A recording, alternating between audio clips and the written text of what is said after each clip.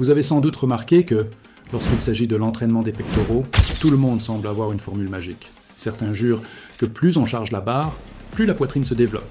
D'autres défendent des exercices qui ne survivent que parce qu'on les a toujours fait comme ça. Mais la vérité est dure. Une grande partie de ce que vous faites pour vos pectoraux ne fait peut-être qu'épuiser votre énergie et, pire encore, fragilise vos épaules au lieu de les renforcer.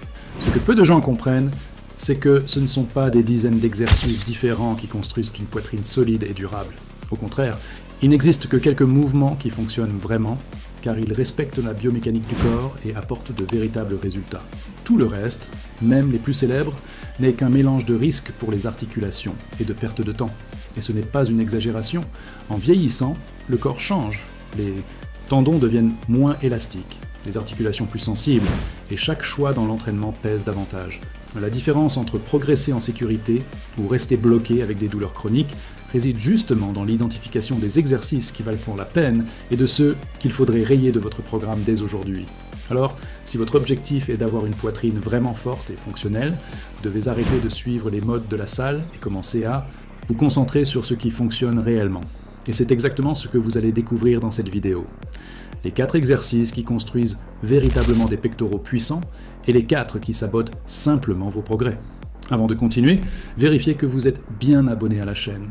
Ainsi, vous ne manquerez aucun contenu qui peut transformer vos entraînements. Et je veux que vous participiez dès maintenant dans les commentaires. Si vous pensez que votre entraînement de pectoraux est déjà sur la bonne voie, écrivez « force ». Mais si vous croyez qu'il est temps de revoir vos mouvements, commentez « changement ». J'ai hâte de lire vos avis. Le premier mouvement qui mérite réellement une place dans votre programme de pectoraux est le développé couché avec haltères. Et il y a une raison claire à cela. Alors que la barre vous enferme dans une trajectoire fixe, les haltères redonnent au corps la liberté de bouger comme il a été conçu pour le faire. Cette différence peut sembler minime, mais elle change totalement la donne. Quand vous tenez 2 haltères, chaque bras suit son chemin naturel en fonction de la largeur de vos épaules, de la longueur de vos bras et même de petits détails de votre structure articulaire. C'est comme si l'exercice s'adaptait à vous et non l'inverse. De plus, il y a un autre point essentiel. Les haltères permettent une rotation fluide des poignets pendant la montée. Cette rotation réduit le stress sur les épaules et permet aux coudes de suivre une trajectoire plus organique. Résultat, moins d'impact sur les articulations sensibles et plus de stimulation directe des pectoraux. Un autre avantage souvent ignoré est le recrutement des muscles stabilisateurs. Avec le développé haltère, vous ne vous contentez pas de pousser le poids vers le haut, vous devez aussi contrôler chaque côté du corps de manière indépendante. Ce travail d'équilibre renforce les épaules et le tronc, créant une base solide qui protège des blessures et améliore vos performances sur d'autres exercices. Et que dire de la polyvalence? Vous pouvez facilement varier l'angle du banc. À plat, l'accent est mis sur la partie médiane des pectoraux. En incliné, vous ciblez la partie supérieure et en décliné, vous sollicitez la région inférieure. Avec une simple adaptation, vous pouvez travailler toute la poitrine de façon efficace et sécurisée. Pour toutes ces raisons, le développé couché avec haltères est la meilleure porte d'entrée. Pour ceux qui cherchent de vrais résultats aux pectoraux, que vous soyez débutant ou que vous ayez déjà des années d'entraînement derrière vous. Si cet exercice fait déjà partie de votre routine, vous êtes sur la bonne voie. Si ce n'est pas le cas, vous gaspillez sans doute une bonne partie de vos efforts. Et avant de passer au prochain exercice essentiel, laissez un like sur cette vidéo.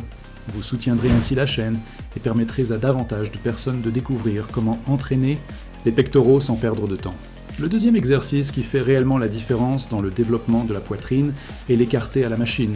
Pour beaucoup, il ne semble être qu'une version plus facile des écartés avec haltères, mais en réalité c'est exactement l'inverse.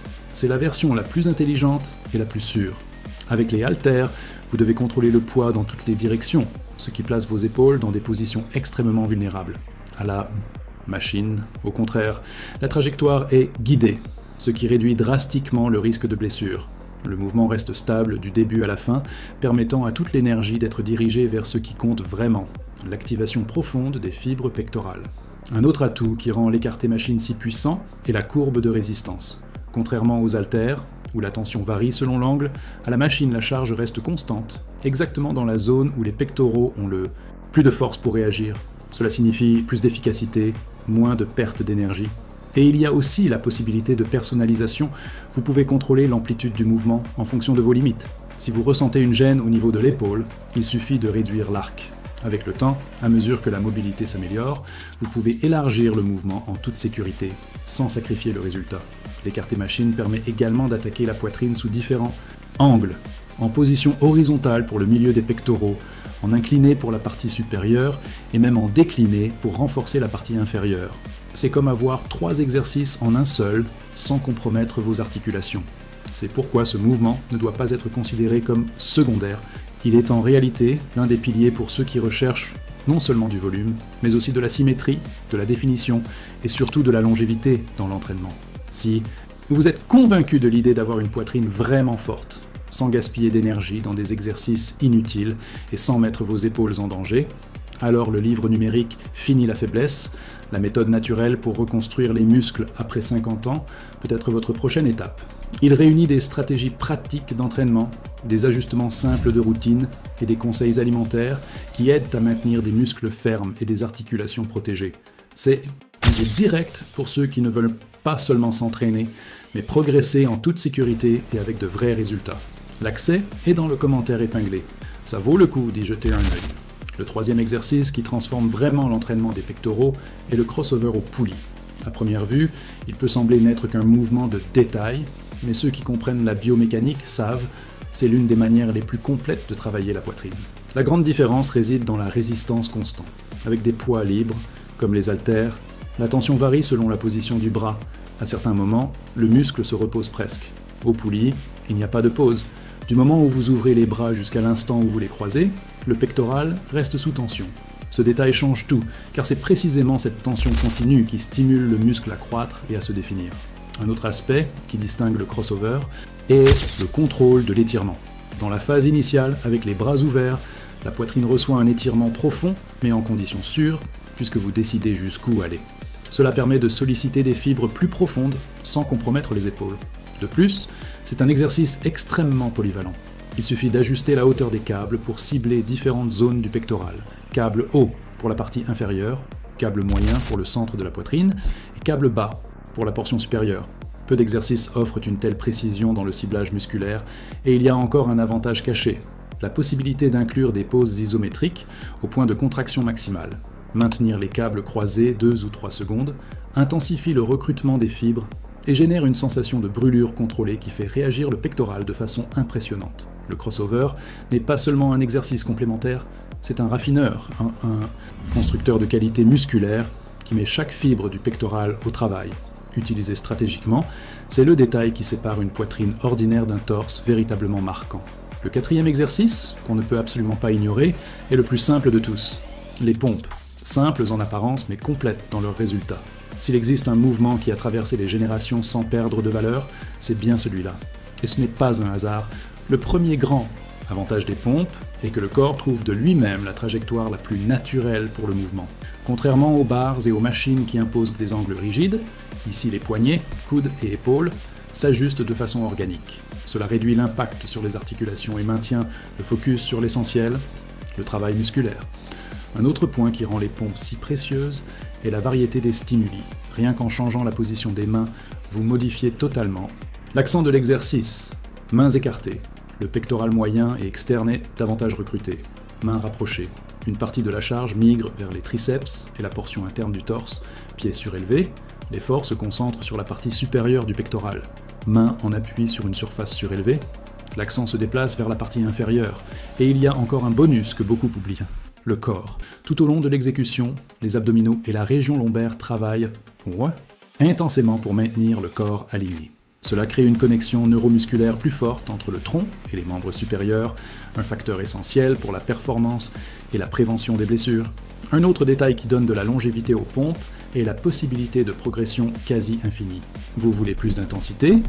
Ajoutez des pauses isométriques en bas du mouvement, utilisez des surfaces instables comme des ballons ou des appuis, ou encore incorporer des élastiques de résistance.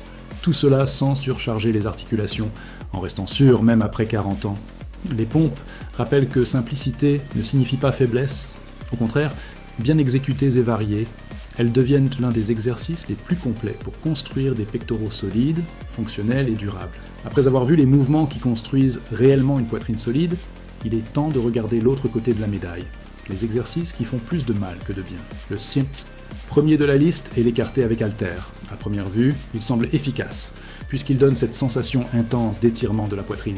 Mais c'est précisément là que réside le danger. Quand les bras s'ouvrent et que les coudes restent semi-fléchis, l'articulation de l'épaule se retrouve dans une position extrêmement vulnérable. Le poids tire l'humérus hors de son alignement naturel, surchargeant tendons et ligaments qui perdent déjà de leur élasticité avec l'âge. Le risque augmente encore plus avec une charge excessive ou une amplitude exagérée. Beaucoup croient que plus l'ouverture est grande, meilleur est le résultat. La réalité ? Ce mouvement crée de l'instabilité et place des structures fragiles sous une tension maximale. Pour ceux qui ont dépassé les 40 ans, c'est une invitation aux inflammations, douleurs chroniques et même blessures sérieuses de la coiffe des rotateurs.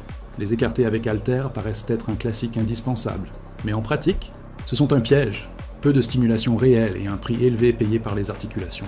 Le deuxième exercice à repenser est le développé couché à la barre.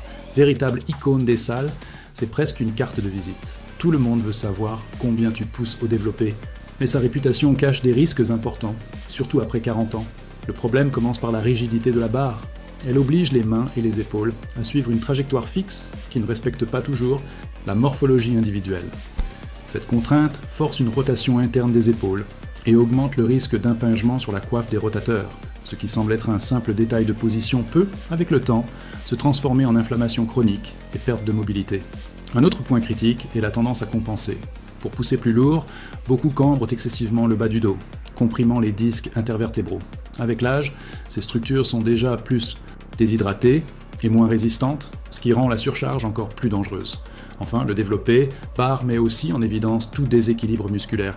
Si un côté est plus faible, il ne peut pas échapper à l'effort. La barre répartit la charge de façon inégale, surchargeant l'articulation vulnérable. Résultat, un exercice populaire, mais qui peut devenir davantage un test de résistance articulaire qu'un véritable constructeur de pectoraux sains et forts. Le troisième exercice, qui semble efficace, mais cache des pièges, est la machine pec deck. Elle donne une impression trompeuse de sécurité. Comme le mouvement est guidé, beaucoup pensent que le risque de blessure est minimal. En pratique, c'est tout le contraire.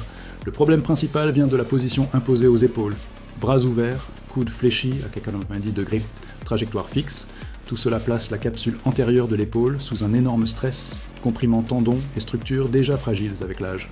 La sensation de stabilité de la machine masque l'absence de micro-ajustements naturels que le corps fait normalement pour protéger les articulations lors des mouvements libres.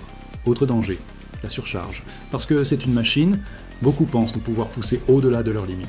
Mais cette rigidité accélère l'usure articulaire.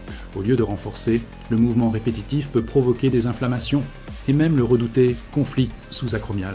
Le pec deck paraît être un raccourci pour sentir la poitrine brûler, mais en réalité, c'est un exercice coûteux pour les articulations et peu rentable en résultat.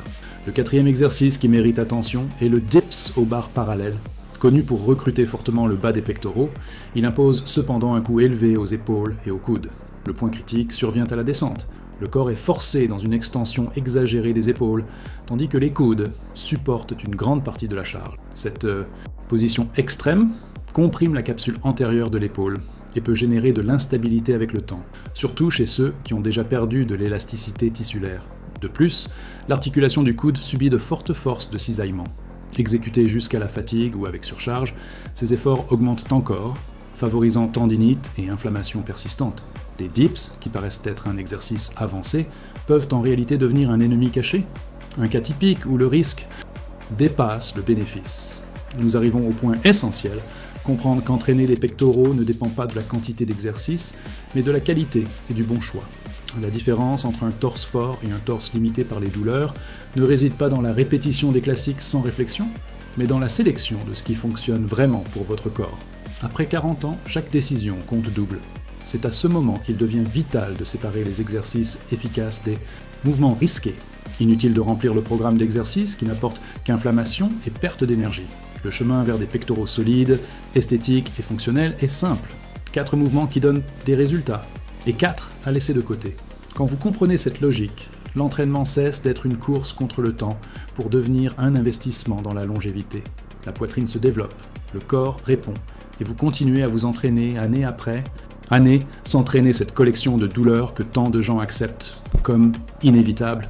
Et voici la réflexion finale. En musculation, comme dans la vie, ce n'est pas combien vous faites, mais ce que vous choisissez de faire qui construit réellement l'avenir. Si cette vidéo a eu du sens pour vous, abonnez-vous dès maintenant à la chaîne. Ainsi, vous aurez accès à plus de contenus qui peuvent transformer votre manière de vous entraîner. Laissez aussi un like, cela aide énormément à renforcer le projet. Et ne vous arrêtez pas là. Regardez les autres vidéos de la chaîne et découvrez plus de stratégies pour vous entraîner intelligemment, en évitant des erreurs qui peuvent te coûter cher. On se retrouve dans la prochaine vidéo.